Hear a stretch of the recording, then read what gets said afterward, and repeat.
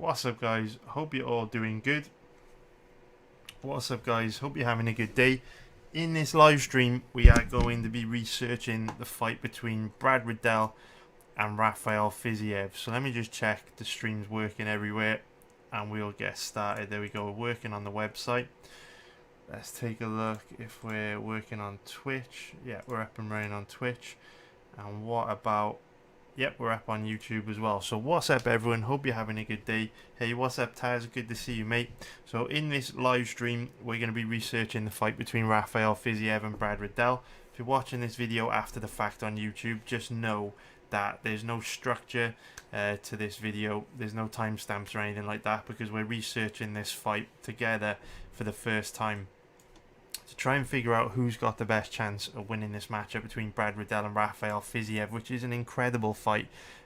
By far the best fight on this card, in my opinion. Can't wait for this fight this weekend, and it's a really interesting fight for us to dive into. So, if we start off by taking a look at the odds on this one, we can see that both these guys are in the even money odds range. So at the very least, we're going to be looking for an even money bet on this fight. So if we bring up the implied probability calculator, we can see that Rafael Fiziev, his odds have started to decline a little bit over the last couple of days. You know, he was around 1.91 everywhere, but you can see on a few sites now his odds have started to decline a little. So we'll say his current average odds are about, I would say, 1.89. So just a very slight favourite, 1.89, which is minus 112 for an implied probability of 53%. And if we take a look at the odds on Brad Riddell, he's currently an average of around, say, 1.95. So that would be 1.95 minus 105 for an implied probability of 51%. So we'll take a deep dive into this fight and see if we can kind of figure out who's got the best chance of winning. Of course, I do love these even money bets because we perform really well on them. If we take a look at the even money bets, we can see that over the last 2 years, coming up to pretty much 2 years now, we're up almost 25 units betting every single fight in the last 2 years in this even money odds range. So we're performing really well on bets in this odds range, and hopefully we can find the right side to be on here. So let me bring the live stream page back up. And yeah, let's go. Okay, so Brad Riddell, 30 years old, 5'7" with a 71-inch reach. And Rafael Fiziev, 28 years old, 5'8" with a 71-inch reach. So both these guys roughly around about the same age and roughly about the same size. It's interesting because obviously both these guys fight at lightweight, and they're very small for the lightweight division. So this will, I'm guessing, be one of the first times in their careers where they're kind of fighting guys of a similar size to them at lightweight. So, actually, no, Dober's pretty small for a lightweight. So's Alex De Silva, but Mustafa'ev's pretty big. So's Jamie Malaki. Bobby Green's big. Moicano's big. Diakase's big. So, yeah, you know, this will be the first time, I guess, that Fiziev will have fought a guy around about the same size as him in the UFC. So, be interested to see if that brings out the best in him. Interesting as well how both these guys are in the even money odds range. So I just kind of assumed that Fiziev would be the favourite here. So looking forward to taking a deep dive into this one. So let's take a look at where these guys are training. I would imagine Brad Riddell is training in New Zealand at City Kickboxing. But let's take a look. Let's take a look if we've got any recent training information.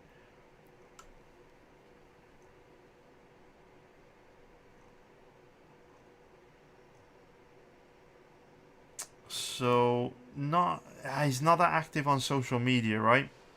Doesn't tend to post very much on social media. I mean, I'm assuming that he's at City Kickboxing. I'm assuming that he's still there, but his Instagram profile doesn't tell us a great deal. What about his story? Yeah, he doesn't seem too active on social media. I mean, obviously he's put fighting out of City Kickboxing, Auckland, New Zealand, but not much in the recent in the way of recent training information. As for Rafael Fiziev, what's he up to these days? Let's take a look. I know Fiziev. Oh wow. Okay. I didn't realize that. So Sanford MMA is where Fiziev's training at the moment. I did not realize that. Obviously, a big chunk of Fiziev's MMA career has been spent at Tiger Muay Thai, but I'm guessing with international travel restrictions because of COVID, it's quite difficult for him to train at Tiger Muay Thai at the moment. So for that reason, he's training at Sanford MMA. There you can actually see him at Tiger Muay Thai. You got the Tiger Muay Thai branding in the background. So he's been training at Sanford. That's amazing, man. I mean, Sanford MMA, one of the best MMA gyms in the world. You know, fighters that go to Sanford tend to, you know, improve. They tend to have, you know, really good fight IQ. And what's interesting is he posted this picture back on October the 9th, which would indicate that he's been training at Sanford for a while. You can see the Sanford branding in the background there, and he's wearing the Sanford shirt. So very interesting. So we know from his Instagram profile that he's been training at Sanford for at least 6 weeks, which is a real positive move. When we researched his last fight against Bobby Green, I don't remember him being at Sanford MMA. Oh, but he must have been. There's a picture of him 27 weeks ago with Gilbert Burns and Henry Hooft at Sanford MMA. So, you know what? He's been there a while. I like that move for him. Very cool. Very cool. Hey, what's up, Hasbullah? What's up, dude? What's up, Shroom Power? Hope you're doing good, mate. What's up, dude? I hope you're doing good, guys. Hey, what's up, Sassen Cal? What's up, Luke Peterson? What's up, Boob? What is up? Very late. Good to see you guys. Good to see you. What is up, Brandon Phillip? What's up, LB3000? Good to see you, boys.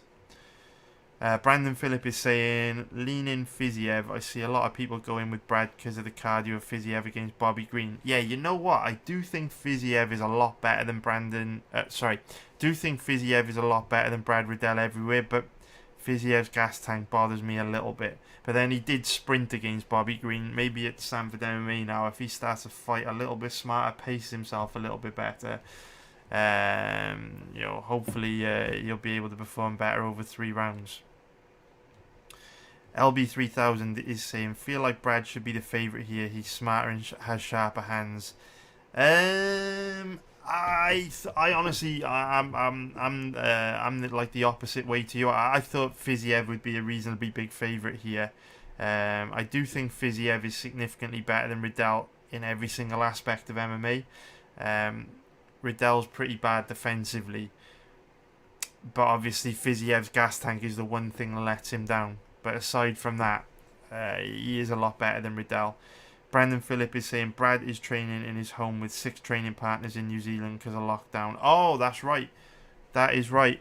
So Brandon Phillip just reminding us that because of the lockdown in New Zealand, the city kickboxing gyms actually closed. Izzy spoke about this in the run-up to Dan Hooker's fight against Islam Makhachev, where he was saying like the government literally shut city kickboxing down, which made it really difficult for the city kickboxing guys to train. So nice one for reminding us about that, Brandon Phillip, man.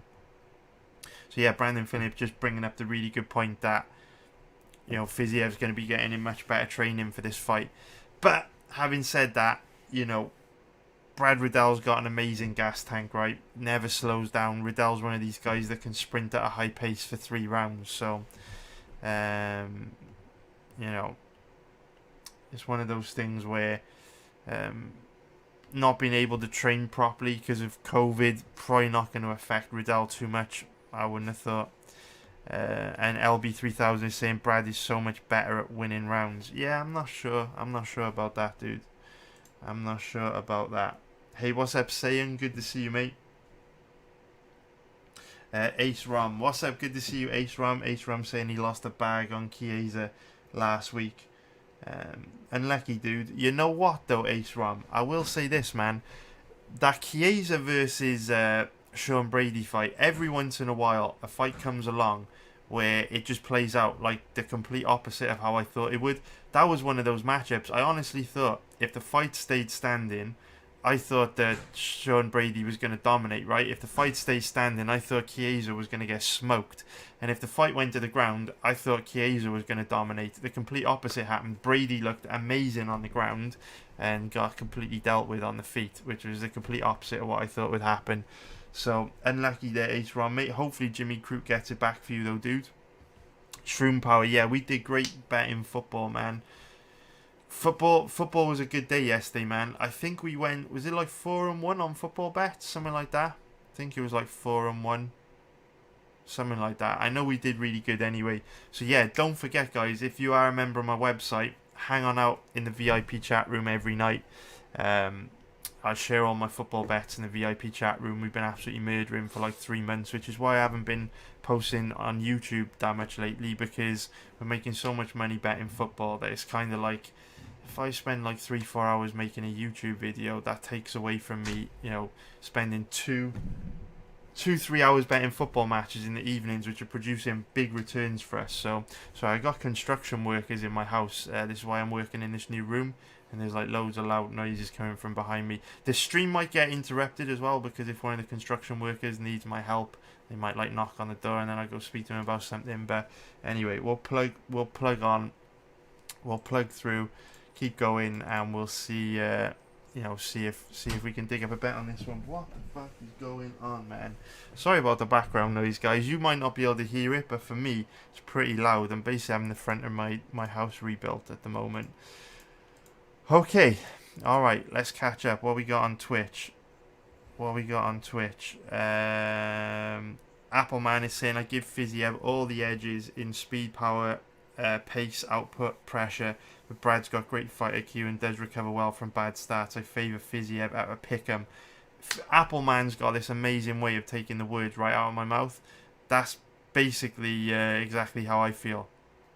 Before we, like, obviously we haven't researched the fight yet, but before we do get into watching the footage, yeah, that's pretty much exactly how I feel, man. Appleman taking the words out of my mouth, but maybe the footage will show us something different, right?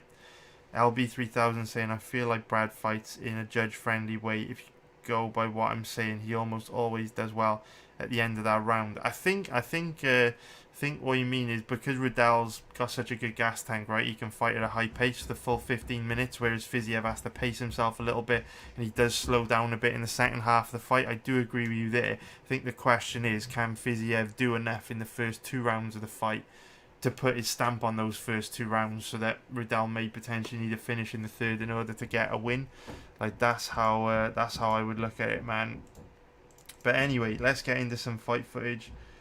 Let's go. Yeah, I agree. Donatus is saying that Sean Brady getting pieced up by Chiesa is a bad look. I was blown away, completely blown away. I couldn't believe that Chiesa outstruck him, because, you know, Chiesa's striking's pretty low level if you go back and watch his past fights. I do think the size difference caused Sean Brady big trouble. Like, there was a massive size difference, and you could see like Sean Brady was struggling to get inside that you know, the size and reach of Chiesa, which is interesting because Chiesa doesn't really use his reach particularly well. But then for Sean Brady to come out afterwards and say, I think I'm the best grappler in the... No, he didn't actually say I think. Brady came out and said, I'm the best grappler in the division. I was like, slow the fuck down, man. You fight in the same division as Colby Covington, Kamaru Usman, and Khamzat Chimaev, and Gilbert Burns, right? 4 guys who are probably better grapplers. And, you know, for me, I think Sean Brady's performance was really disappointing. I'm nowhere near as high on Sean Brady now, because for me, I think Sean Brady's path to reaching the top of the welterweight division would have been to use his grappling in reverse and, you know, keep the fight standing against these elite grapplers, right? Use his grappling in reverse and use his striking to outstrike these strikers. But now we've seen, Brady's striking is nowhere near as good as we thought it was because of what Chiesa did to him. I think he has big trouble against a lot of guys in the top 10 now. Yes. Hey, what's up, DGen69? Yes, it does, mate. Yes, it does. Yes, it does. All right, let's get it going. Let's get it going. All right, let's go. Let's go. Let's get into it. Let's get into it. let's watch some footage. So where should we start off? Where should we start? I think we should start off with, let's start off with looking at Fiziev versus Green. I want to start with that one because I want to see at the point, like the exact point in the fight where Fiziev did start to slow down, and what he looked like after he slowed down. And then when we go and watch Riddell versus Dober, you know, we may be able to start to get a read on how badly Fiziev's gas tank may have an influence on the outcome of this matchup. So what I'll do, the way this is going to work, guys, is we'll just all watch this fight together by syncing it up on Fight Pass, and we'll kind of watch it, research it together, and hopefully by the end of this research session we'll be pretty unanimous on which side we want to lean on this one, and which fighter is going to turn out to be the better bet. So sync this one up for me, guys. I'll grab you guys the ESPN Plus link as well. I'll grab the ESPN Plus link right now for anyone in the States. So sync up this first round for me, guys, and what we'll do, we'll all sync it up and watch it at the same time. There we go. So sync it up. Sync it up. Sync it up.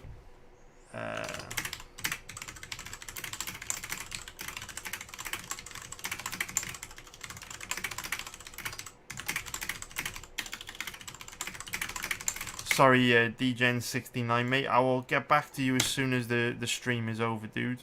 Alright, mate. I'll get back to you as soon as the stream is over. Alright, okay. Where are we? Let's get this synced up. So sync up round 1 for me of Fiziev versus Bobby Green. Sync it up, guys. Sync it up. Let's get it going, guys. Sync it up. So round 1 starting 1 minute 43 on Fight Pass. That's 1 minute 43 on Fight Pass. Let's get it going, guys. Yeah, Hasbull, I did watch that, mate. I got the impression that Chimaev was kind of toying with him. Chimaev looked very, very comfortable, which was kind of crazy, especially when you consider how good of a grappler Hermansson is, and the fact that technically Hermansson should be bigger because he's a middleweight and Chimaev's a welterweight, even though Chimaev looked absolutely huge. He looked so much bigger than him. So let's flip the camera over to this one by here. There we go. And let's get into this first fight, Bobby Green Fiziev. Let's start round 1 in 5, 4, 3, 2, 1, go. Let's see what we got. So from memory, Fiziev looked absolutely incredible in the first half of this fight and then slowed down bad.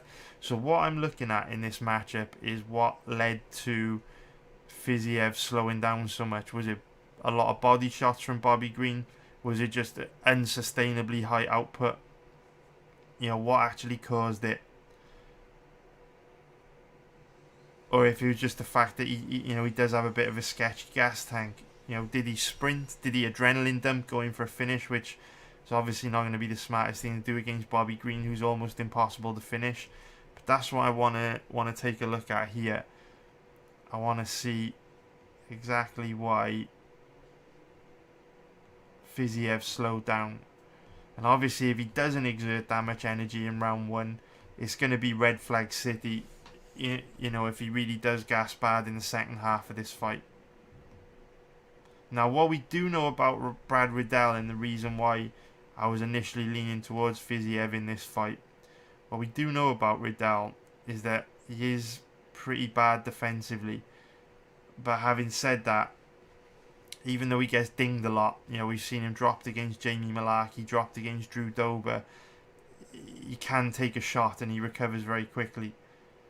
Which is always an issue for a guy like Rafael Fiziev, because, you know, we know the fastest way for a fighter to kind of gas out an adrenaline dump is if they do drop their opponent, go in for the finish, and they don't manage to actually finish their opponent. We know there's that crazy stat that fighters that score a knockdown in round 1 go on to lose. Like 65% of the time, it's a stat in Fightnomics.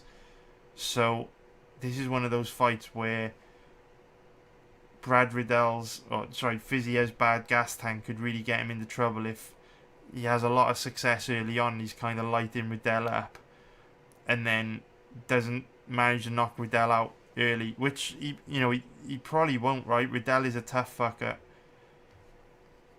He is a very tough fucker. We can see real nice combinations here. I know that obviously Bobby Green is one of these fighters that is kind of criminally underrated. He does fight with his hands low, chin up high. But Bobby Green is probably a lot better defensively than Brad Riddell, just because his footwork and head movements are a lot better. Bobby Green's a lot more elusive. Bobby Green's much better at reading his opponent's attacks than Riddell is. So I'm really paying attention to how much success Fiziev has with his boxing here. Because if he's able to kind of land on Bobby Green and light Bobby Green up, the probability of him lighting Brad Riddell up is very high. So far, Fiziev has landed some combinations, but for the most part, both guys just chipping away at each other with these range-finding kicks.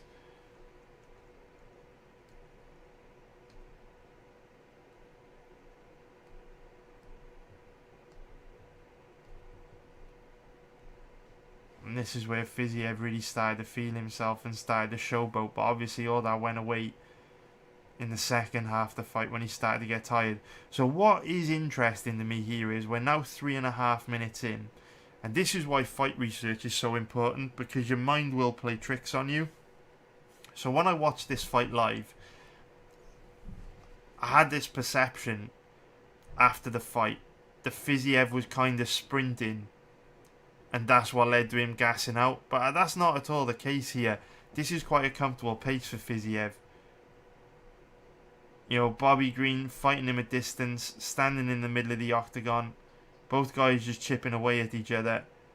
It's not like Fiziev is exerting tons of energy here. He's in total control. Bobby Green is allowing Fiziev to fight at the pace that Fiziev wants to fight at.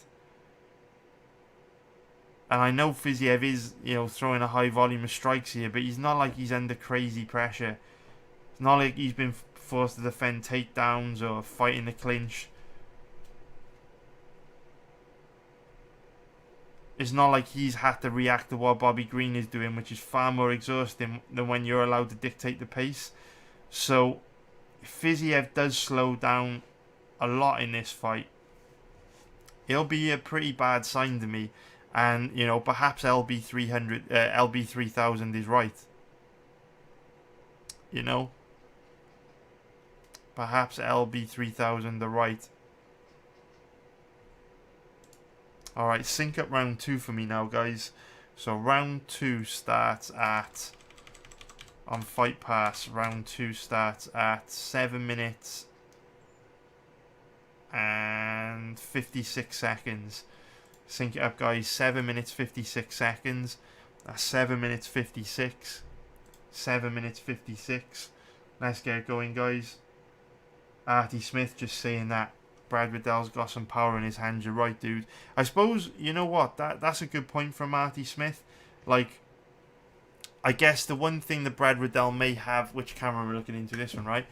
I guess the one thing that Brad Riddell may have over Bobby Green is, if we look at Bobby Green's record, he is a bit of a decisionator. So, you look at Bobby Green, right? His last 1, 2, 3, 4, 5, 6, 7, 8, 9, 10. 10 of his last 9 fights, 10 of his last 11 fights have gone to a decision. Doesn't really have much power in his hands. He's more of a volume striker. That's one area that, obviously, Brad Riddell is very different. He does have big power in his hands. We've seen him drop Jamie Malarkey. We've seen him, have Drew Dober wobbled very, very bad in the second half of that fight, which is not an easy thing to do. So, we know Fiziev likes to stand in front of his opponents. He loves to stand in front of them and bang. It will be interesting to see if Brad Riddell can make him pay for that. So, what we'll do now, let's get this second round going. Sync it up, get it going in 5, 4, 3, 2, 1, go. So, no signs of Fiziev slowing down in round 1, but he also fought at a very comfortable pace. So let's see if Bobby Green turns it up on him now. in this second round? And if he does, at what point in this second round does it happen? So what we can see is in round 1, Fiziev did a really good job of chipping away at Bobby Green with those distance strikes. But I'm already noticing a difference in Fiziev in this second round, where we're only 30 seconds in, but now we're seeing him like plant his feet right in front of Bobby Green and just load up big time on these power punches. Now he's looking to take Bobby Green out. You can see in this round that Fiziev's headhunting. Look at the difference between Fiziev in this round and Fiziev in round 1, right? Round 1, Fiziev was just chipping away at Bobby Green with those kicks from distance, and then every once in a while he would launch a big combination. But in this round already, we're seeing him plant his feet, load up on those big winging power hooks. And they're exhausting, right? You know what they say, like, when you miss, it is exhausting. And that's what we're seeing happen with Fiziev. Bobby Green doing a really good job of making him miss, which is not that hard, because obviously, Green does fight long. He is good defensively. And Fiziev's a small dude for lightweight, and he is loading up on these like short winging hooks. Bobby Green just slips it, slips the shot, just leans back, slips the shot, and he's making Fiziev miss very easily here. So you can see why Fiziev is getting tired. And already, we're only 7 minutes in here, and we're starting to see Fiziev look very flat now. Starting to see Fiziev look much flatter than he did early in the fight. His footwork is much flatter here. And the thing is, like we were just saying before we started round 2, like, it's one thing standing right in front of Bobby Green, because for the most part you've only got jabs coming back at you, right? You see Bobby Green kind of popping that jab out there, but he's not really loading up on power strikes. He's not throwing anything too scary for Fiziev. But it's like Artie said, standing in front of Brad Riddell is a whole different ball game, because Brad Riddell's not firing back with range-finding strikes. He's not firing back with jabs. He's firing back with strikes that can take you out. So there's a whole different level of danger for Fiziev to implement a game plan like this against Brad Riddell. Now, what I will say, again, like we said at the very beginning of this stream, obviously Bobby Green is much better defensively than Riddell, and we'll see that when we go and watch the Riddell versus Dober fight, right? Riddell does get dinged a lot. Bobby Green, for all of his weaknesses, his boxing defense is brilliant, which is crazy really, as he fights with his hands low. So there's a lot more danger for Fiziev, but there's also a fuck ton of danger for Riddell. And the one thing we can say is, at least so far in their UFC careers, Fiziev's chin has held up a lot better than Riddell's, although he did get obviously brutally knocked out by Mustafayev in his debut. But what I have noticed from Fiziev is that he's way less scary in this round. Like, look at the difference in his hand speed in this round. His arms are much heavier, hand speed much slower, much less accurate. Like, remember in round 1, he landed 2 or 3 combinations in round 1 where he lit Bobby Green up with 3-4 strike combinations. In this round, for the most part, all he's done is miss. And when he has landed, there's been nowhere near as much impact on his punches, nowhere near as much pop in his shots. So it's very, very interesting. I would say, we were looking at the point in which, Fiziev would slow down in this fight, and it really came about, I would say, 7 minutes into the fight. I would say after 7 minutes, Fiziev was just nowhere near as dangerous. And what was concerning to me about that is he hadn't exerted that much energy up until that point. It wasn't like he was forced to sprint. It wasn't like Bobby Green had been making him miss at a high clip since early in round 1. It wasn't like, again, he was forced to defend takedowns, work in the clinch. Now, this guy slowed down very, very early on. super early on. So sync up round 3 for me on Fight Pass now. It starts at 14 minutes and 6 seconds. That's 14 minutes and 6 seconds. 14 minutes and 6 seconds. NA7KA987 is saying they're former training partners, so they'll know each other well. That's a good point. I completely forgot about that. Brad Riddell, of course, used to train at Tiger Muay Thai. And obviously Fiziev's trained at Tiger Muay Thai for a really long time, so I'm guessing they did do a lot of training together. So that is a great point, NA7. Thanks a lot for bringing it up, man. And MMA Wiz is saying Fiziev is a bit... Oh, so sorry, first LB3000 is saying that Brad Riddell dropped Mustafayev as well, which I completely forgot about. Nice one for letting us know, LB3000, mate. MMA Wiz is saying Fiziev is a bit like Paulo Costa to me. Just puts everything into all of his strikes and hopes he can get a knockout. But if he meets someone who is savvy enough to stay in there with him, he fatigues. That's why he's only won 3-round fight in the UFC. Good point, MMA Wiz, dude. What's up, Orchester? Hope you're doing good, mate. What's up, Orchester, mate?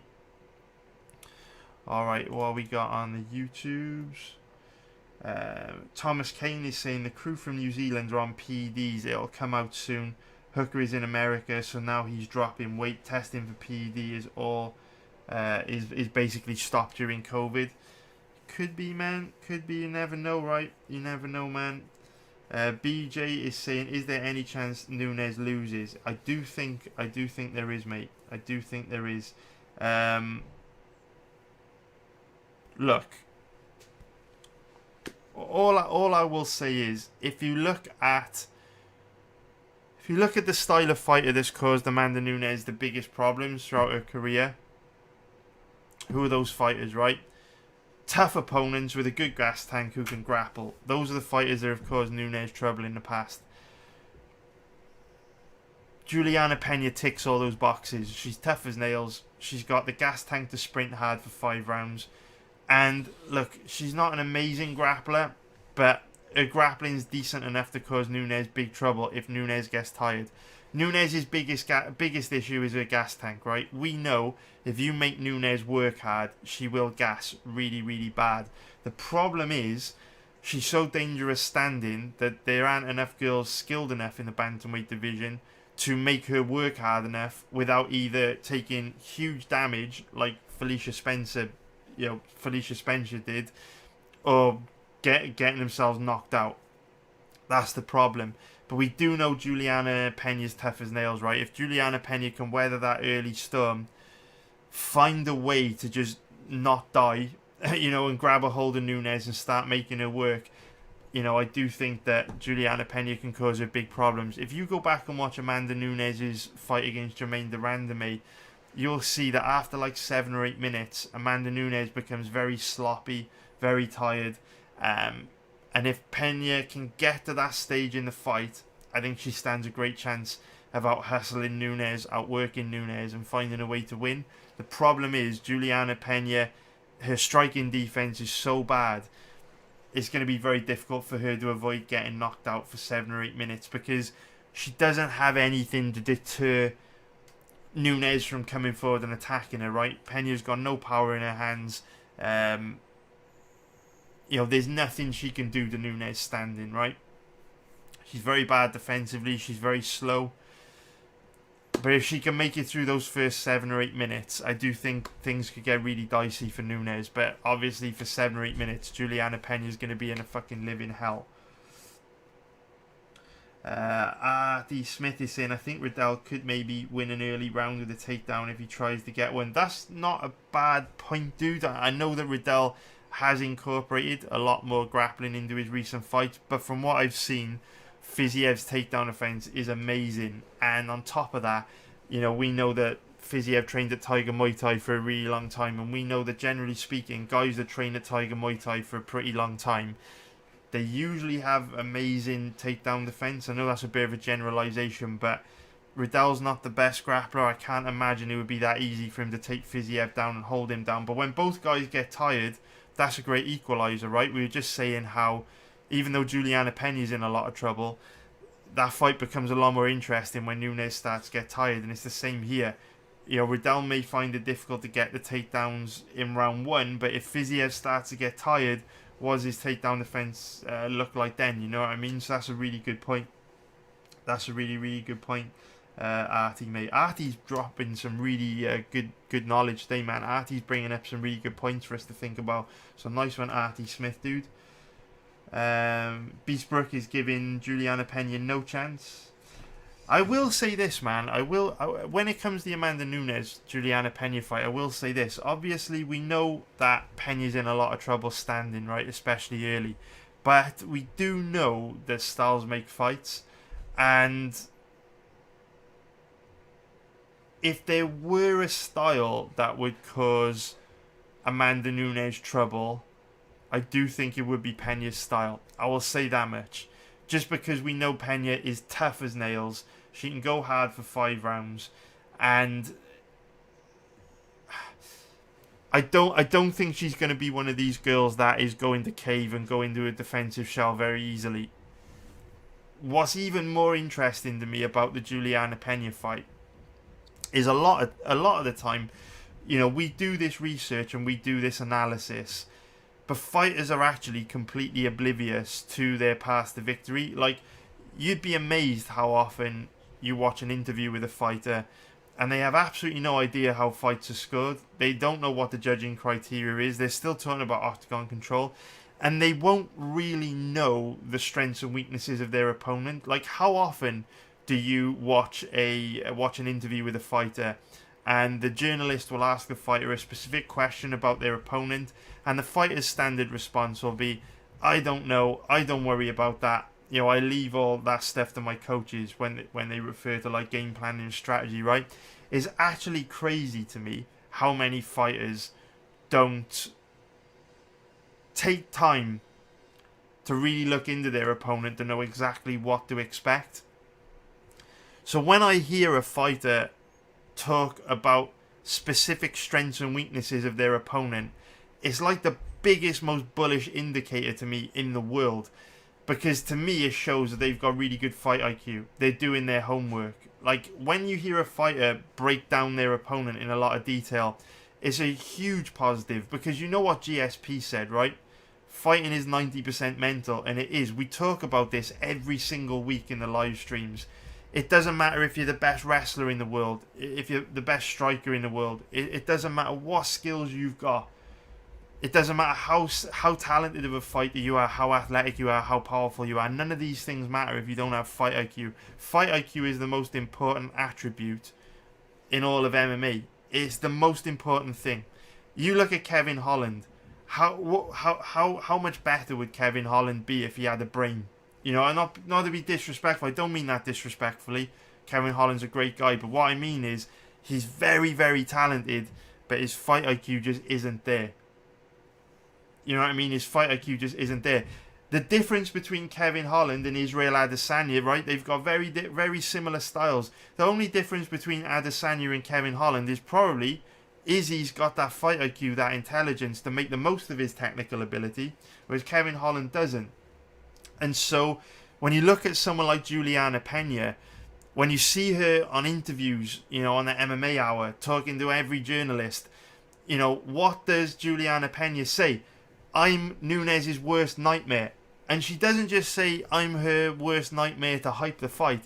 She describes explicitly why she's her worst nightmare. She says, I'm Nunes' worst nightmare because I'm tough, I'm going to get in her face, I'm not going to go away. She gets tired, she doesn't like being put in bad positions on the ground, and I'm not going to be afraid of her. Like, boom, you fucking nailed it. You've absolutely nailed it. And that makes my opinion of Pena's chances of winning this fight go up a lot. Because Pena knows this is not going to be easy, but if I can just make it through those 7 or 8 minutes, this becomes a very, very winnable fight for me. And so that can give a fighter a lot of confidence. It's not like, you know, Megan Anderson, where she's walking to the cage and on her way to the cage she's looking terrified. It looks like she's walking to her death. You know what I mean? you could see that Megan Anderson was already beaten before she got in there. I don't think you're going to get that with Pena. I think in Pena's head, she's going to be thinking, I need to get this girl into the clinch. I need to force her to exert as much energy as is humanly possible in those 7 or 8 minutes. And if I can just stay alive, is going to get interesting in the second half of the fight. It's an interesting fight, man. I will say that. It is an interesting one because if you look at, and this is where we go back to styles make fights, right? If you look at Pena as a total package, if you just look at Pena through a really simplified lens, you look at Pena as a fighter and you say, she's not very good, therefore Nunes is, she's got no chance against Nunes, right? Nunes has beaten far better fighters than Juliana Pena. Let's be realistic, she has. Like, if you put Felicia Spencer and Juliana Pena in there, Spencer would probably beat Pena, right? Nunes has beaten much better fighters than Juliana Pena. However, styles make fights, and the Pena is a package. Pena, in terms of her strengths and weaknesses, does have a certain set of things that she does well, which can cause Nunes problems in ways other fighters haven't been able to cause Nunes, because even though they might be better than Pena, their strengths aren't the same as Pena's strengths. It's fucking complex, right? And that's why we love MMA. It's a complex sport. It's why we make a lot of money betting on MMA, because it is a very, very complex sport, and that's one of the reasons why. We need to get back to this Fiziev Riddell fight, though. I keep going off on tangents. I do apologise, guys. If you're here for the the Fiziev Riddell fight, I do apologise, guys. We'll get back into it right now. The Bear the Wrestle Khabib is saying Nunes could take Pena down, probably win in round 1, but she likely won't do that. Yeah, I think Nunes will be wanting to treat the ground like lava, man. I don't think Nunes is going to want any part of the ground game with Pena. Not because she... Not because she's going to struggle on the ground against Pena. I think Nunes is by far the better grappler. But Nunes isn't going to want to exert any more energy than she needs to. And what we know about Nunes is Nunes' cardio when she's standing and striking is not bad, but if you force Nunes to grapple, she tires out very, very quickly. Very, very quickly. So I think Nunes is going to be very aware of that, and she's going to be treating the ground like lava. Lars Bogeland, what's up, Lars? Hope you're okay, mate. Lars is saying, is Fiziev Riddell's striking coach? Are they good friends? I smell a 3-round sparring match. It's not a bad point, man. I can't remember who said it. It was someone on Twitch. It was NA7KA987, right? He was saying that both guys are trained together at Tiger Muay Thai. And it's a good point, right? So Lars is saying, because they're potentially friends, are we just going to get a 3-round sparring match? It's interesting, man, right? I don't think Riddell's that type of dude, if I'm honest. Riddell's a bit of a savage. He's a very aggressive fighter. Fiziev seems a little bit crazy as well, and he's definitely got title aspirations. I'd be surprised if both guys played nice. But at the same time, I definitely see where you're coming from, mate. And perhaps we won't get a 3-round sparring match for like the reason that you said. So Lars is saying, if both guys are friendly, that because they trained together for a long time at Tiger Muay Thai, they might not want to go to war. I don't see that happening because it's a co-main event fight. Both guys are very close to working their way into the title picture. Both guys are savages. I don't see that. However, you could end up with a bit of a stalemate and kind of like a 3-round sparring match, because maybe they've spent so much time training together, they're going to know each other so well that maybe it's difficult for one of them to kind of get a big advantage because they know each other inside out. So yeah, it could throw like a spanner in the works for sure. Could make things a little bit more competitive, or maybe not competitive but tighter. Maybe we're not going to get the absolute war, the slugfest that we expect, where both guys are just going to come out and throw down like they usually do. BJ is saying, how many years were they at Tiger? Okay, so yeah, BJ is saying that he thinks that they trained together at Tiger Muay Thai for like 2 to 3 years between 2016 and 2019. And in many ways, they've got pretty similar styles, right? You can definitely see the Tiger Muay Thai influence on both of them. So let's get back into this fight, guys. Right, so we're at the third round of Bobby Green against Rafael Fiziev, and on Fight Pass it starts at 14 minutes and 6 seconds. We saw Fiziev start to slow down after about 7 minutes, and since that point, his hand speed has been very slow. He's lacked pop in his shots, and you know, he's looking pretty sluggish at the moment. Or maybe not sluggish isn't the right word, but he's a lot less accurate in round 2 than he was in round 1 because of how tired he is. So let's get this third round going. Sync it up, get it going in 5, 4, 3, 2, 1, go. Let's go, go, go. Let's go, guys. Let's go.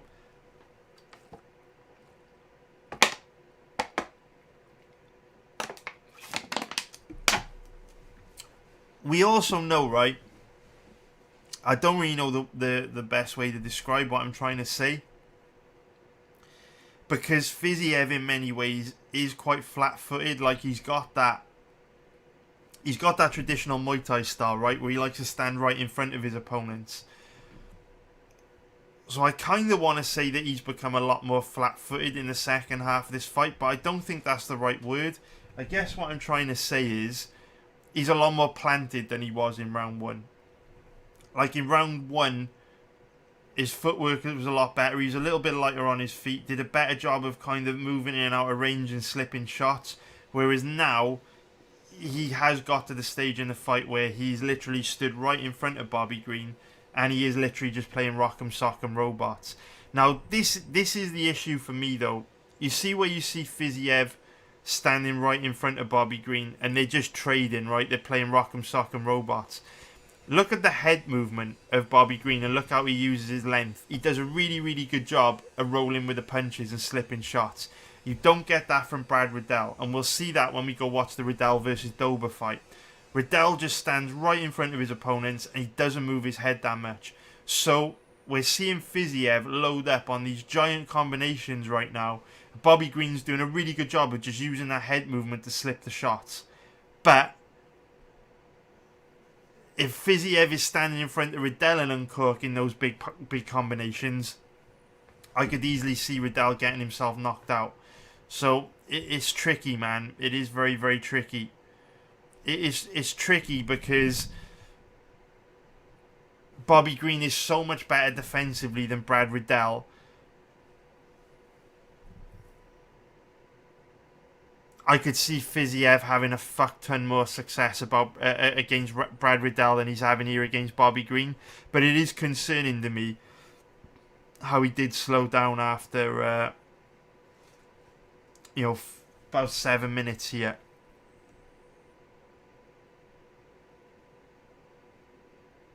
Now, at the beginning of this round, we saw Fiziev's hand speed, very fast again. Looked like he had big power in his hands at the beginning of this round, but obviously he just had a minute to recover in between rounds.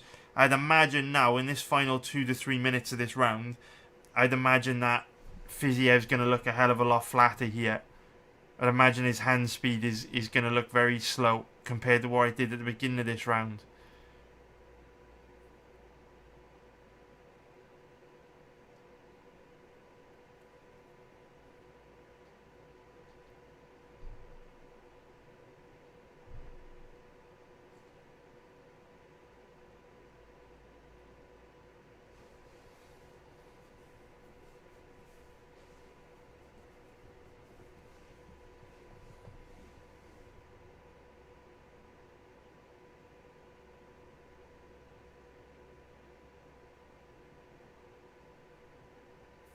What I've also noticed from Fiziev here is in the second half of this round, his output has dropped quite a lot. He came out at the beginning of round 3 loading up on those big power combinations, and when he didn't get Bobby Green out of there, his output has now fallen off a cliff, and you can see big visible deep breaths from Fiziev now.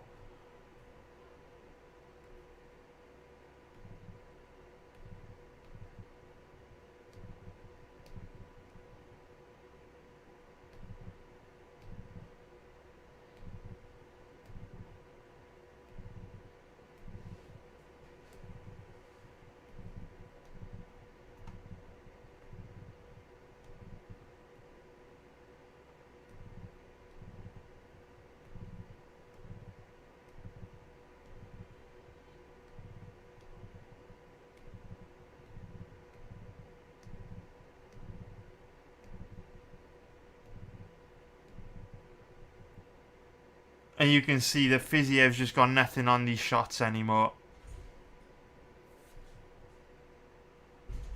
You know what? I will say this. He's very, very lucky that Bobby Green doesn't have any power in his hands. He's very lucky that Bobby Green's weapon of choice is the straight punches and the jab. I mean, he loaded up on a big right hand there. He's very, very lucky that Bobby Green's weapon of choice is the jab, because had Bobby Green possessed a little bit more power in his hands, I think Fiziev would have taken major damage here, because from the midway point of the round, midway point of the fight, you could see that Fiziev, he just didn't have the energy to defend himself or move in the same way that he could earlier in the fight. So, very, very lucky there. Of course, we know Brad Riddell's very different. Brad Riddell does have a lot more power in his hands. So it's going to be interesting now to go watch this fight against Drew Dober to see how dangerous Riddell looks, and if he's going to be able to make Fiziev pay for, you know, standing right in front of him and slowing down quite a lot as the fight progresses.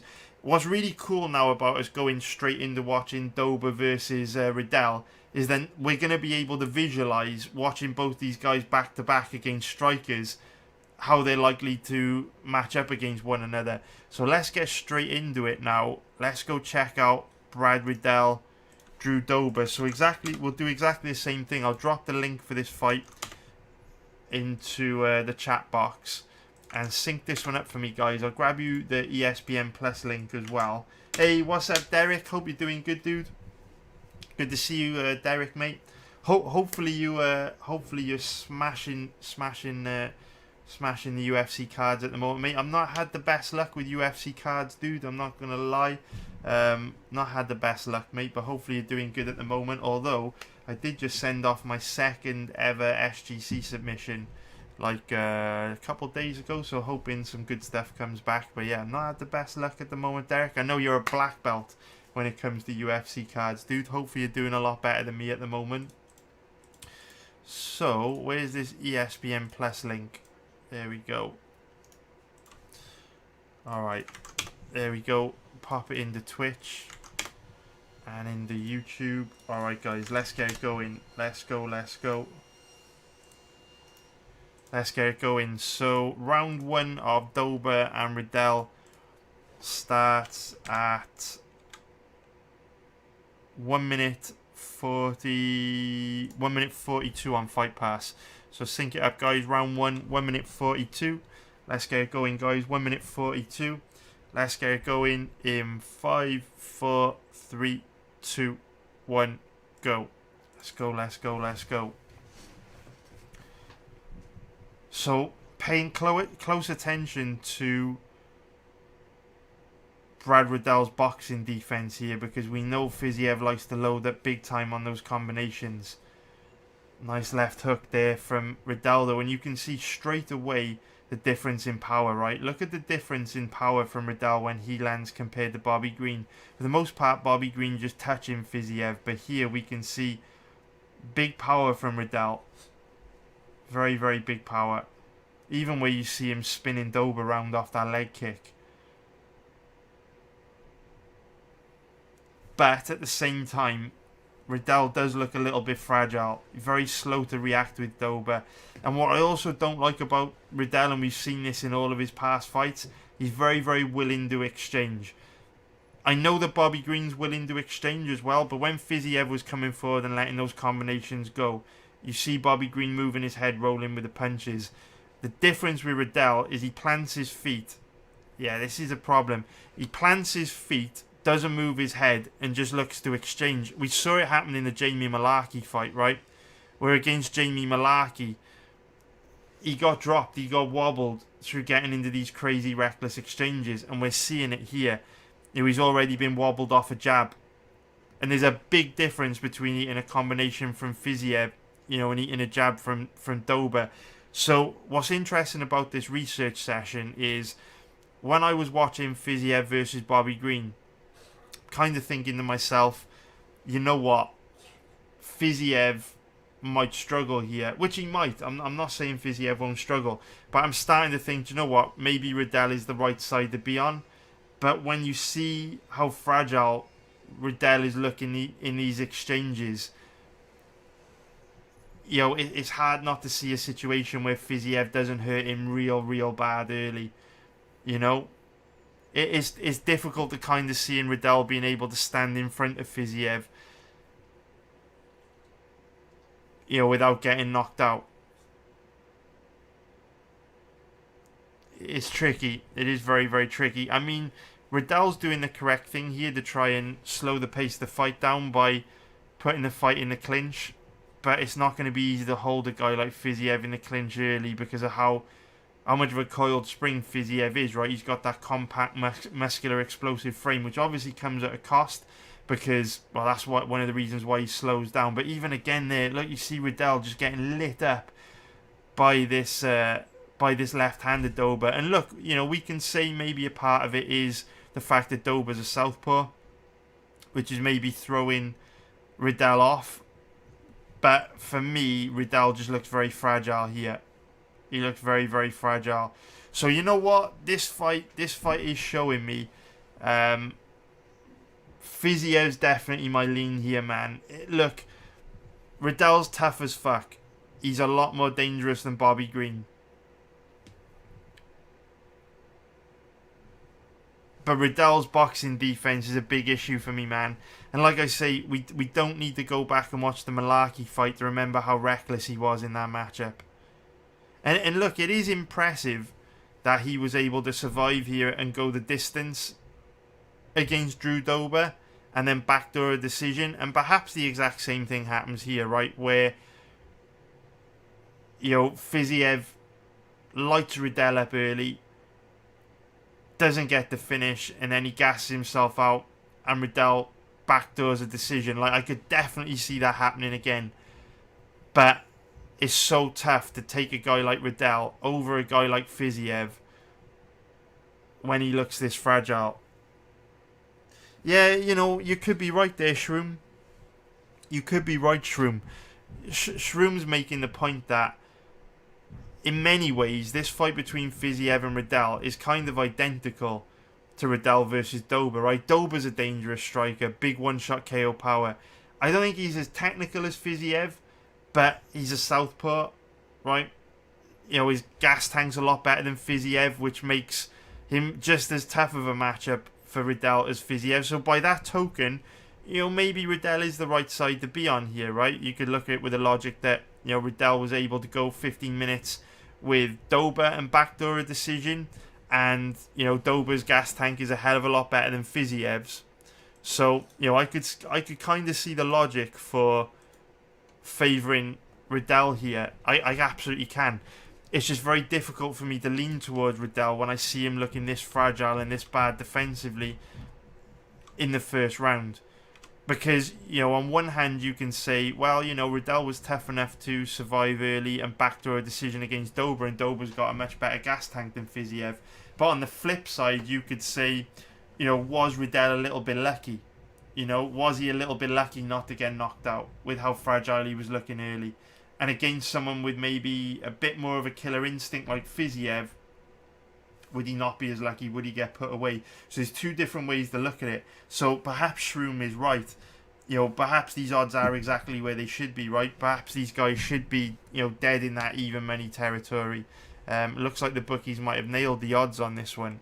So sync up round 2 for me, which starts at 7 minutes 59. Sync it up, guys. It starts at 7 minutes 59.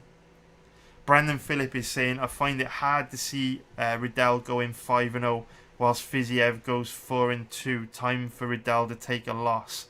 Yeah, I like to look at every single fight like in isolation as its own thing on its own merit. But I do get where you're coming from, Brandon. LB just saying the Riddell always starts slow. Yeah, good point, mate. But the thing is, man, you know, you can't always afford to start slow against guys like Fiziev. You know, guys like Dober. He almost got knocked out a couple of times in that round. Yeah, that first round. You know, that will cost him eventually.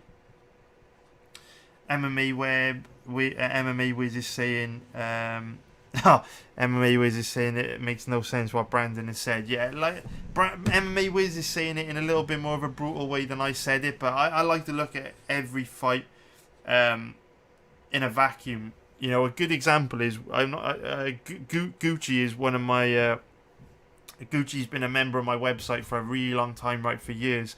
And last night when we were live betting the football, the Champions League in the VIP chat room, me and Gucci were having a debate about past results between two teams, right?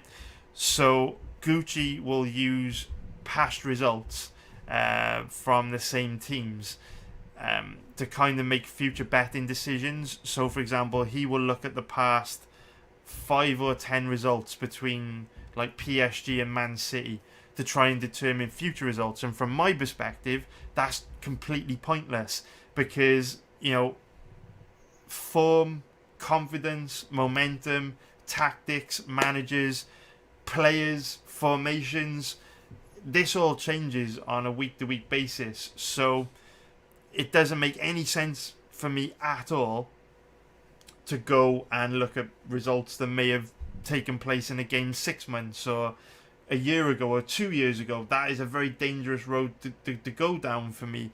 And Gucci was making the argument that, you know, you can find trends, though. You can find trends between these two guys, these two teams playing each other. And my argument is you can find a trend in anything if you dig deep enough, but it doesn't mean that the trend is there. The example I used is if you look at roulette, right? You look at roulette, spin of the roulette wheel. How many times have you looked at the spin of a roulette wheel and you've seen the, you know, black numbers come out 6, 7, 8, 9, 10 times in a row? I've seen red numbers come out 15 times in a row. Now, if you were using you know, there are some people out there that could quite easily make the mistake of using that data to try and predict the probability of, you know, what color number is going to come out in the future, right? But in reality, we know the probability is 50-50. Well, actually, I don't think it is 50-50. I think it's like 59.9 or something, right? Because of the zero green. But for the most part, probability of either a red number or a black number coming is 50-50. We know this. But some people will be influenced by useless data, which is the numbers that have previously come out. And I see looking at past football results as exactly the same thing. How does, you know, the result between Man City and PSG from 2 years ago have any relevance to, you know, the result for Man City PSG last night, when you've got different managers, different players, different tactics, different confidence levels, different fitness levels, all different weather systems, all this kind of stuff, right? And I think that, you know, when you look at the point that Brandon's making, it's a real dangerous road to go down, where Brandon is saying, I find it hard seeing that Brad's going to win this, because if he does, he's going to go 5-0 in the UFC. And by him winning, Fiziev would lose, which means Fiziev's going to go 4-2, right? It's just a crazy way to look at things. You need to look at what you've got in front of you. Forget about all the other stuff, right? Forget about all the other stuff, because all that other stuff only exists to confuse you and mislead you, right? Focus on what you've got in front of you. There's no point in looking at win-loss records, MMA records. I don't care if Brad Riddell is on a 100-fight win streak. I don't care if Brad Riddell has never lost a fight.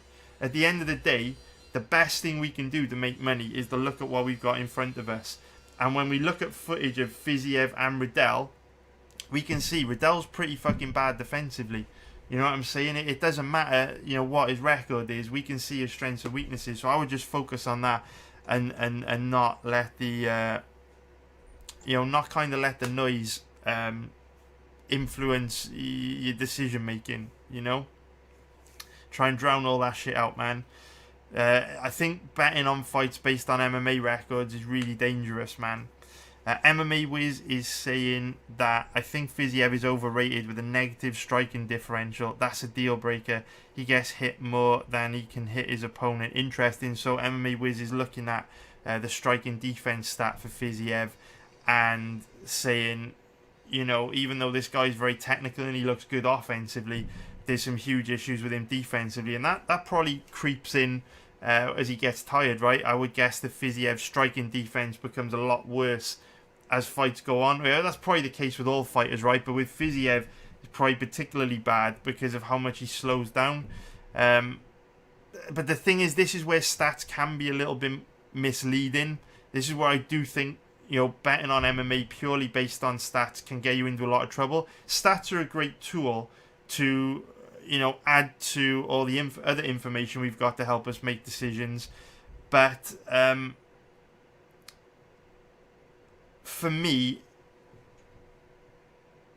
MMA Wiz is saying that Fiziev is overrated because his negative striking differential.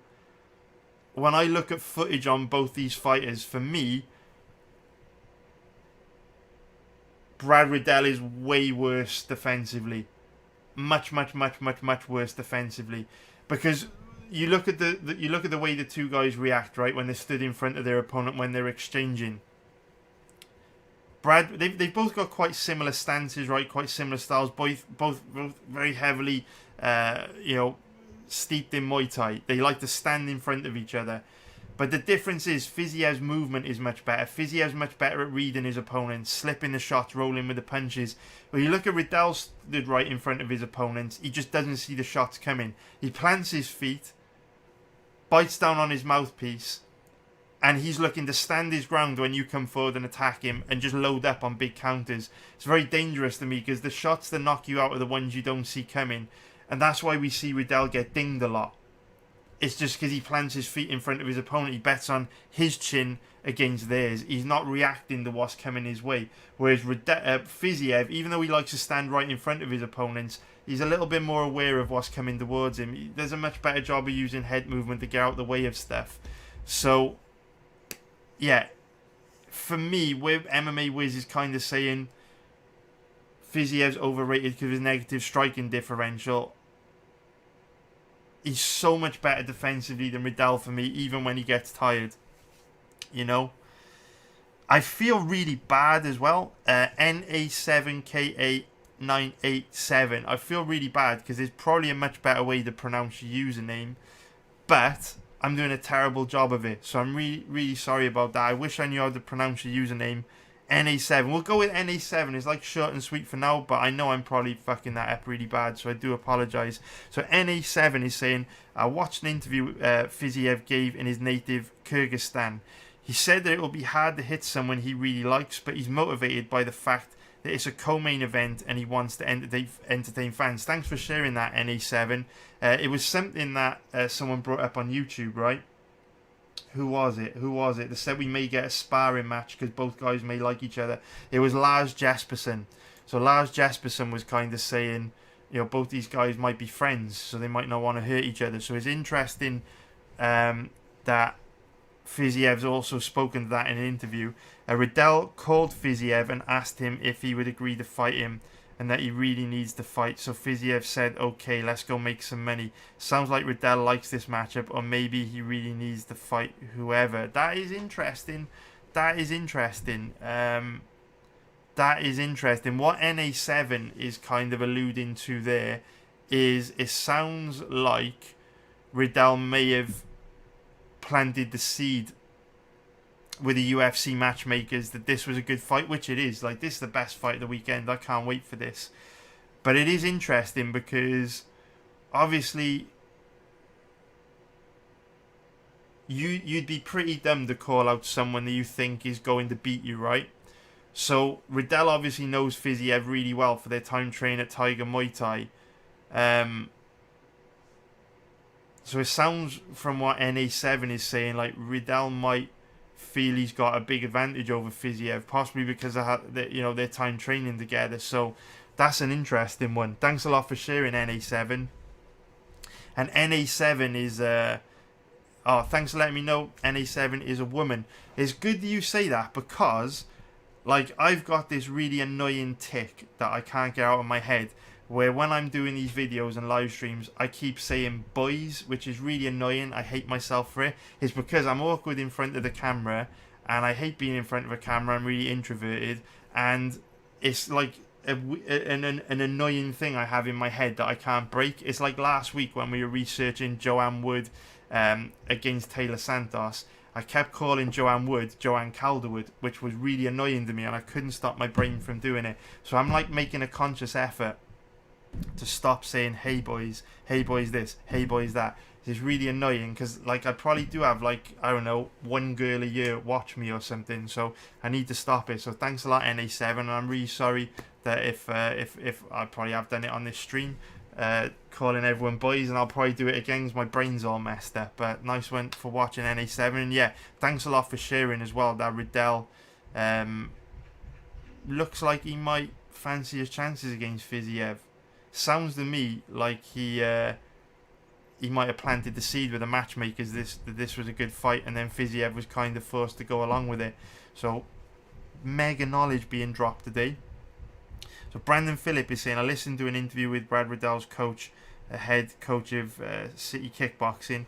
He said that Riddell didn't want this bout because they're friends, but Fiziev understood that it'll give him a ranking boost. So yeah, this is a little bit weird to me. Like, based on what NA7 and Brandon are saying, this is really weird, because it sounds to me like neither of these guys want the fight, so why are they doing it? Like, it doesn't sound like the UFC is pushing to this. Like, how often do we see guys that train together say, you know, they'd never fight each other? Like, it's really weird how, you know, Riddell and Fiziev wouldn't distance themselves from this fight. Very, very weird vibes. I'm going to have to check out some of these interviews you guys are mentioning. I'm going to go digging for them on YouTube and check them out for myself. Nice one, NA7. Thanks a lot, cheers. And what we got on YouTube? So Sayen is saying that Riddell's never been KO'd in kickboxing. Artie is saying that Fiziev's best chance to win is an early knockout. Oh, Artie has parlayed Crute and Riddell together. Sayen saying it's going to be a close fight. Sayen also bringing up the really good point that maybe Riddell has kind of learned his lesson. You know, let's face it, he did almost get knocked out twice, you know, in that first round against Dober. Maybe he will come in and fight a bit smarter, a bit safer, you know, look a lot better defensively. Because he has to know, as he starts to face a higher level of opponent, this style of fighting is unsustainable. You know what I mean? Like, you know, he can't continue to just go out there and get into these wars. You know, when you're getting dropped by guys like Jamie Malarkey, Drew Dober, you know, what's going to happen when you start to face like the Justin Gaethjes, the Michael Chandlers, you know, the Charles Oliveira's, who realistically aren't that far away for the winner of this fight. You know, this is a co-main event fight. They're two exciting guys. It's quite clear that the winner of this is going to face that next step up in the lightweight division. And like, if we look at the rankings, right? If we go to the rankings, we check out the lightweight division. So Brad Riddell's ranked 12, Fiziev's ranked 14. Okay, so you know what? They probably, I would say, probably have one more fight, right, before they start facing like the you know, the Justin Gaethjes, the Michael Chandlers. But they're not a million miles away from those names, and you can't be reckless against guys like that. But realistically, you know, you look at even the guys, you know, in the mix in the lightweight division, you know, ranked like 15 to 5 or 15 to 6. You know, Dan Hooker's dangerous standing, Conor McGregor's dangerous standing, Joel Alvarez even. You know what I mean? You got to tighten that defense up, or you're not going to get anywhere near the top 5. Someone will make you pay for the, you know, the bad defense.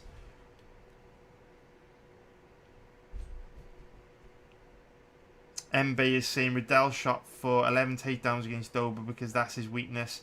Shows good game planning. Rafael has never really been tested with grappling. So Mbe is alluding to the fact that like we were saying earlier in the stream, right? Riddell has come into wrong camera. Need this one.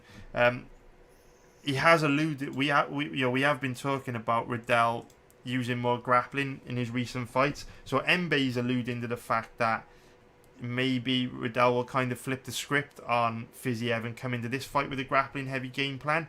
But remember what we were saying at the beginning of the live stream, this is a bit of a generalization, but these Tiger Muay Thai guys are usually really difficult to take down and hold down. So even though we haven't seen a lot of Fiziev's takedown offense and ground game, we know Riddell's not the best offensive wrestler. And when we have seen Riddell take guys down, his top game's not that heavy, doesn't stay too tight to his opponents. They tend to be able to pop back up to their feet pretty quickly. I would imagine it's going to be difficult for Riddell to take Fiziev down and hold him down. Like, I could be wrong, but I'd be surprised. Alright, let's get into this second round now. Let's do Dober versus Riddell, round 2. Starts at 7 minutes 59 on Fight Pass. And let's get it going, guys. Sync it up, get it going in 5, 4, 3, 2, 1, go. Let's go, guys. Let's go, let's go. Here we go. So, at the moment, my lean's gotta be Fiziev, but I don't feel great about it. But I do feel better leaning towards Fiziev based on this first round against Dober.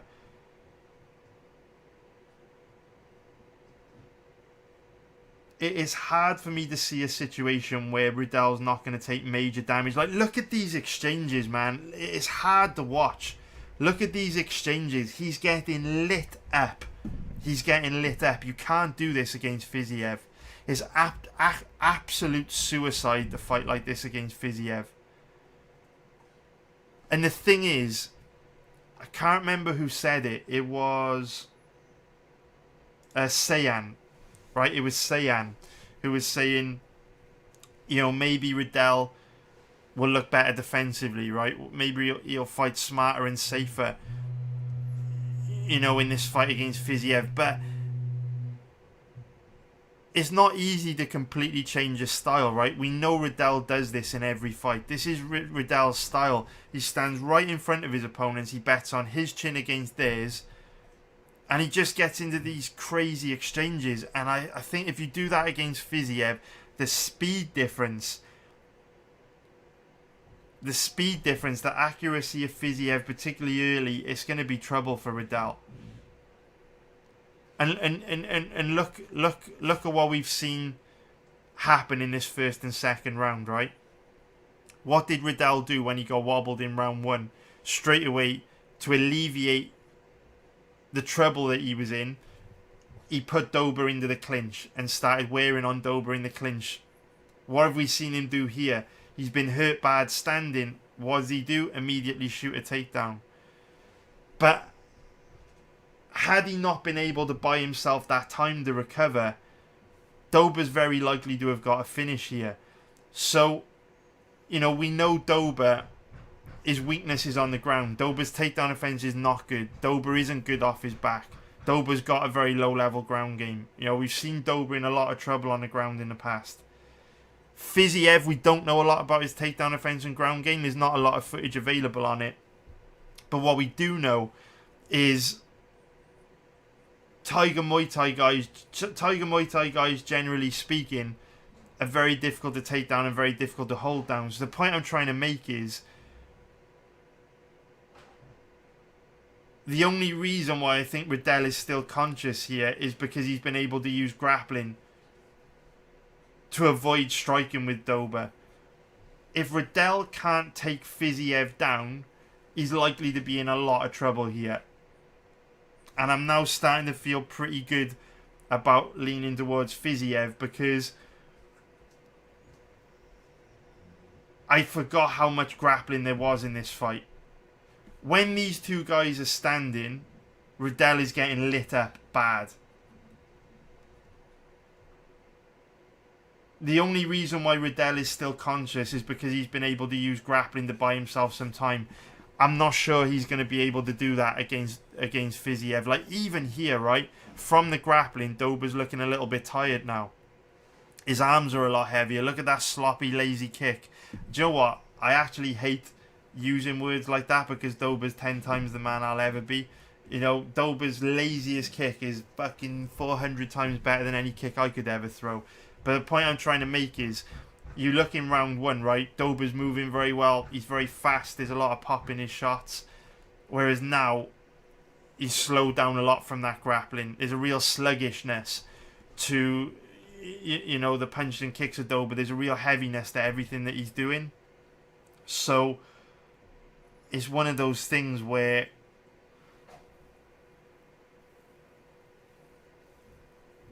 I'd imagine this fight would look very different had Riddell not to be able to buy himself that time.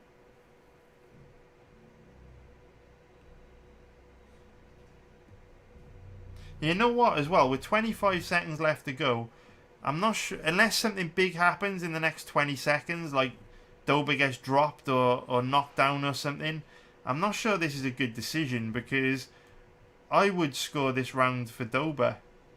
Dober definitely won round one, and I'd score this second round for him too. Sure, Riddell had a little bit of grappling control, but Dober almost knocked him out in the first half of this fight. I think that's potentially a bad decision.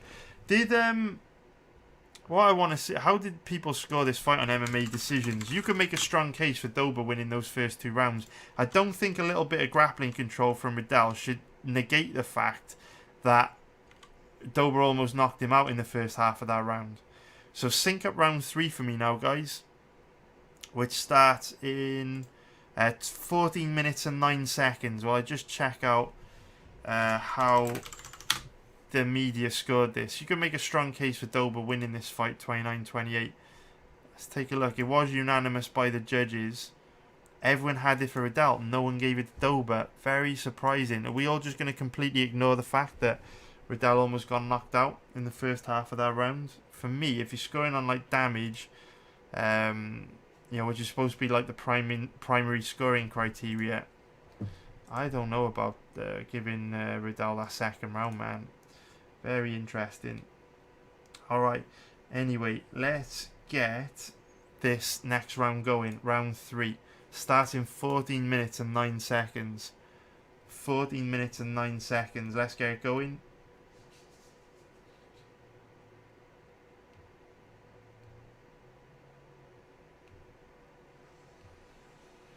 Alright, let's get it going. Let's go. You know what, guys? I am super surprised that no one in the MMA media gave round 2 to Dober. You know, scoring criteria states that, you know, damage, effective striking, damage, effective grappling, they're the primary scoring criteria. So, you know, Riddell really didn't do anything with his grappling control. It's not like he inflicted any damage on the ground. He didn't attack with submissions. Barely established a dominant position on Dober. I'm not sure how that would negate the fact that Dober inflicted major damage with his striking in that round and almost knocked Riddell out. I think people need to, you know, review the scoring criteria there. I would score round 2 for Dober personally. But anyway, let's get this third round going, which starts at 14 minutes and 9 seconds. So MB is saying Riddell has shown more well-roundedness. If Riddell uses grappling, is Rafael in trouble? You know, I can see where you're coming from, MB. My problem is, you know, Tiger Muay Thai guys, generally speaking, are very difficult to take down and hold down. So I would assume Fiziev is no different. Like, I know they say assumption's the mother of all fuck-ups, but very few Tiger Muay Thai fighters are easy to take down and hold down. And again, you know, this is another generalization. We don't know for sure. But usually, like, different body types in MMA have different characteristics. So, if you've got, like, a long, lean, skinny frame with skinny legs, usually your takedown offense and ground game isn't great because it's easier to upset your balance when you shoot in on your legs. That's why guys like John Jones and Alexander Gustafsson are some of the greatest fighters of all time because they're like unicorns, right? They had the optimum body type for MMA, long and tall and rangy, but they didn't have any of the negative aspects of that body type which is usually bad takedown defense and bad grappling, right? Gustafsson and Jones, virtually impossible to take down and hold down.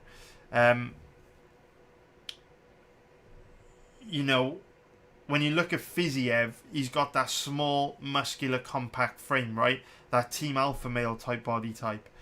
Usually fighters with that body type are very difficult to take down and hold down. They got that stronger core, that lower center of gravity, tends to be a lot harder to upset their balance, and because they're so physically imposing, tends to be a lot harder to hold them down as well.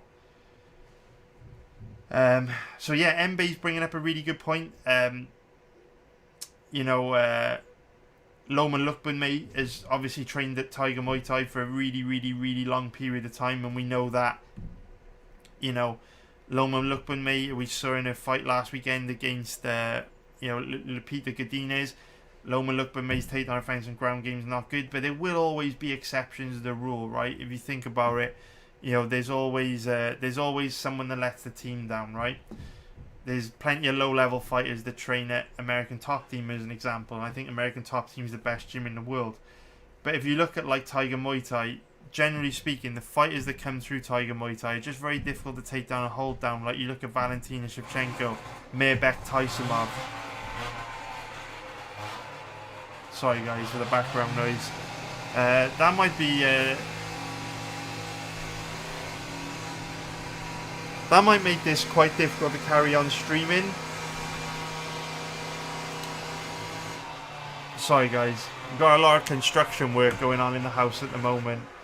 A lot of construction work going on in the house at the moment, which will be done hopefully by the end of this week. Then we can get back to business. So sorry for the background noise. But yeah, if you look at guys like Mirbek Taisumov, Peter Yan, Albert Tumanov's actually a bad example. He had bad takedown defense as well. Yeah, I think there are definitely some fighters that have come through Tiger Muay Thai that you can point to and say their takedown defense and ground game was bad, but I think you see a lot more guys with elite takedown defense. It's not good, boys. It's not good. It's not good, guys. Not good. Anyway. Yeah, so anyway, we're coming to the end of this stream anyway, guys. Let's get through the third round of this Dober versus Riddell fight. Starts in 14 minutes and 9 seconds. Let's get it going in 5, 4, 3, 2, 1, go.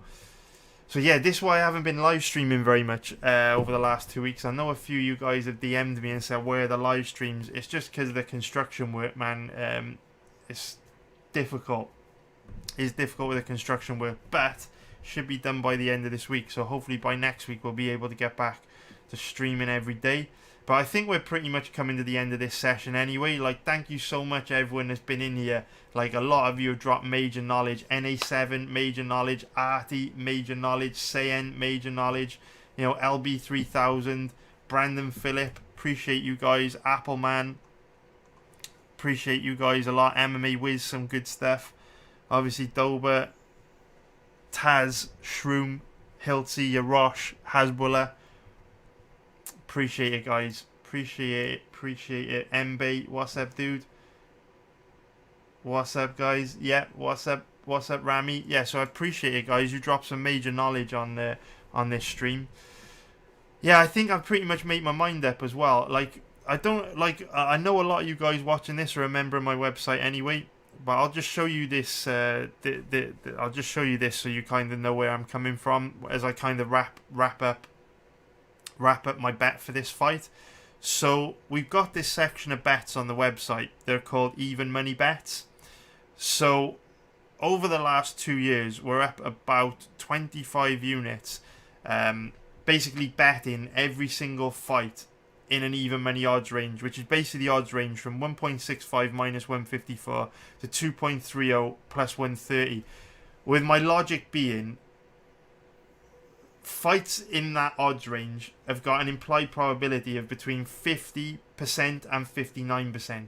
So when I started doing these even money bets, my logic was, we're researching every fight anyway, and if we can just be on the stronger side more often than we're on the weaker side, over the long term, because all of these even money fights roughly give you a 1-to-1 payout in the odds, right? You know, roughly if you bet $100, you're getting in the ballpark of $100 back. Sometimes $30 more, sometimes $30 less. But generally speaking, because you're getting a 1-to-1 risk to reward ratio, if you can just lean 60-40 on most fights in the even money odds range, over the long term, if you're doing proper research, you should make a profit.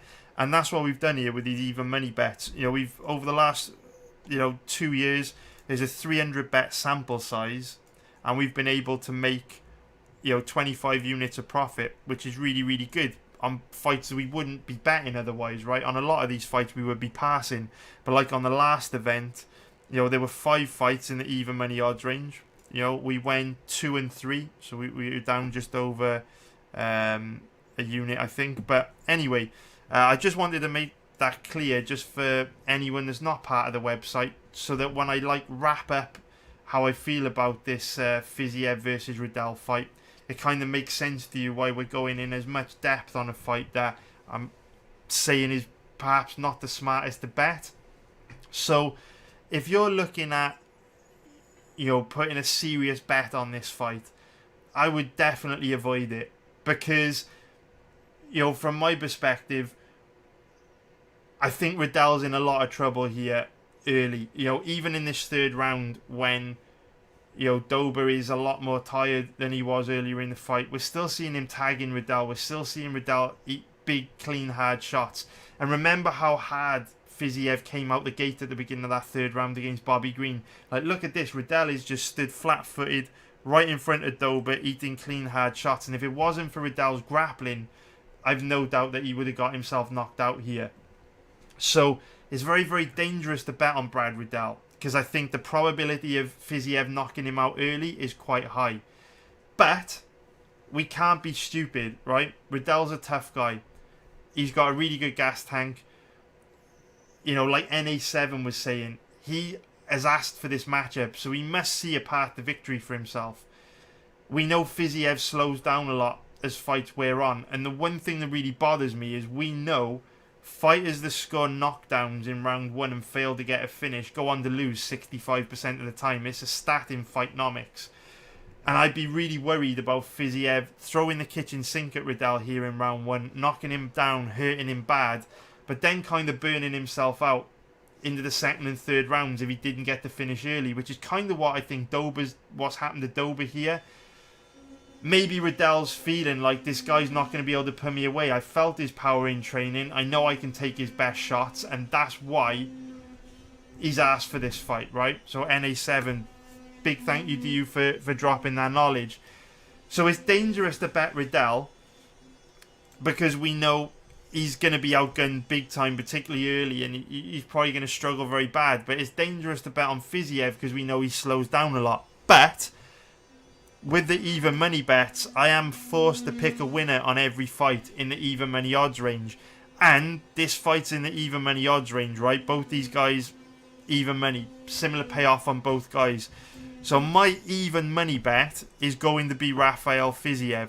And the reason why it is going to be Rafael Fiziev, when's this event? It's going to be December 4th, right?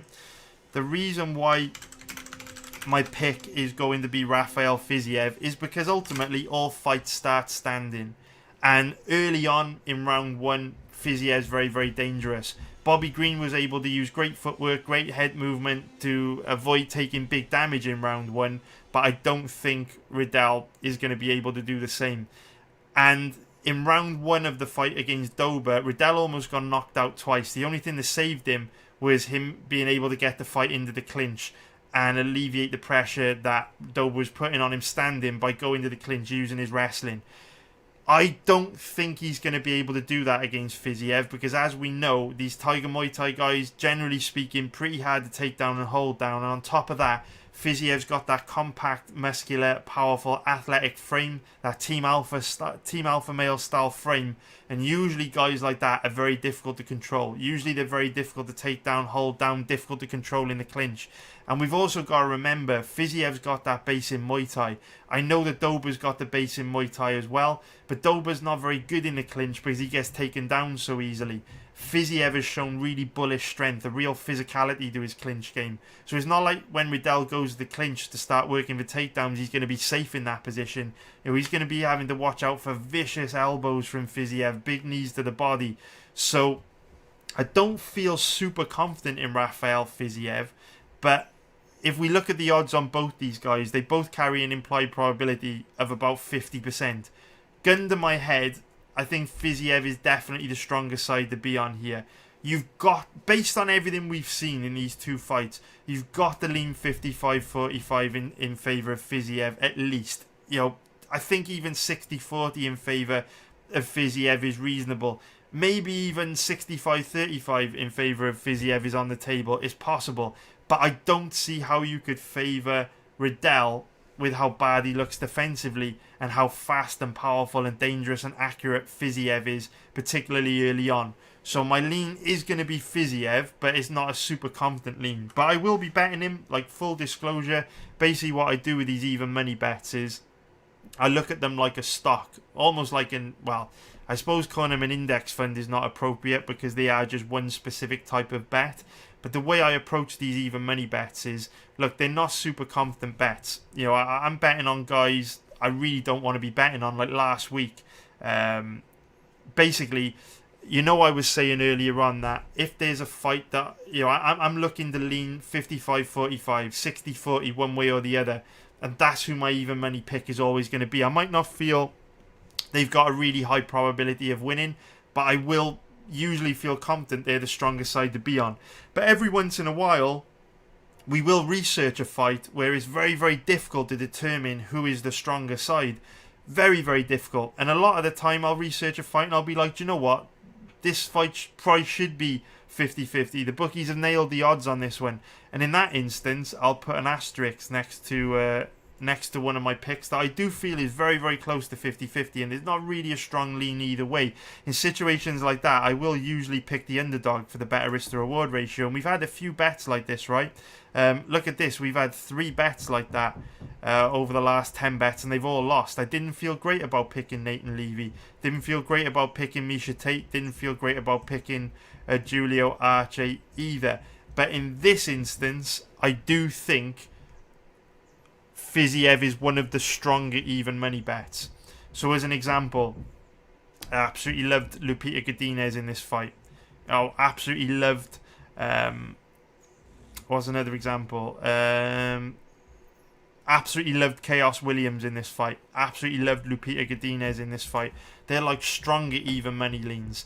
Rafael Fiziev is definitely a strong even money lean. I do think he's the right side to be on. I would not be betting Riddell here. So anyway, nice one, guys. I think that's going to be it for this stream. The construction workers are obviously busy. There's a lot of noise in the background, so I better cut this one a little bit short, I guess. But I'm quite happy with the pick. I think Fiziev's the right side to be on. So thanks a lot, everyone, for watching. Thanks, Shroom. Thanks, Taz.